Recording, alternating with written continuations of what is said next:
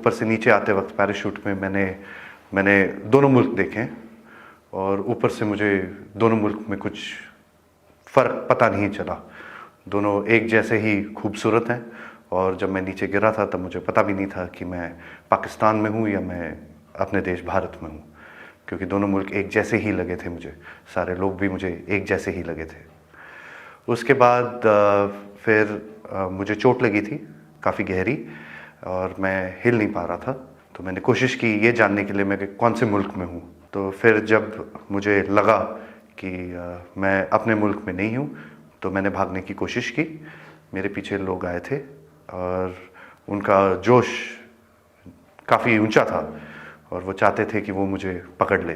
اسی سمے پاکستانی آرمی کے 2 جوان آئے, انہوں نے مجھے پکڑا اینڈ انہوں نے مجھے بچایا وہاں سے.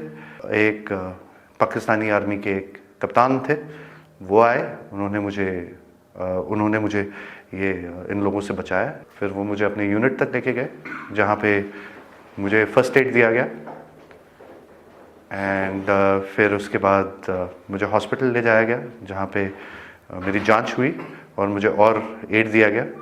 اور اس کے بعد اس جہاں پہ میں ہوں, میں تب سے یہاں پہ ہوں آپ کی خاطرداری کے ساتھ.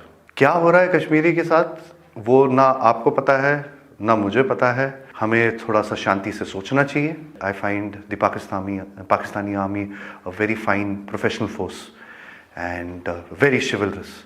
I am very impressed by the chivalry which has been displayed by the Pakistani army. لڑائی تب ہوتی ہے جب امن نہیں ہوتا ہے. مجھے یہ نہیں پتہ ہے کہ کیا کرنا چاہیے امن لانے کے لیے, بٹ مجھے صرف یہ پتہ ہے کہ امن ہونا چاہیے. And I see no reason for us to continue with any kind of hostilities. میں یہ چاہتا ہوں کہ امن رہے ہمارے دیش میں اور ہم امن میں رہ سکتے ہیں.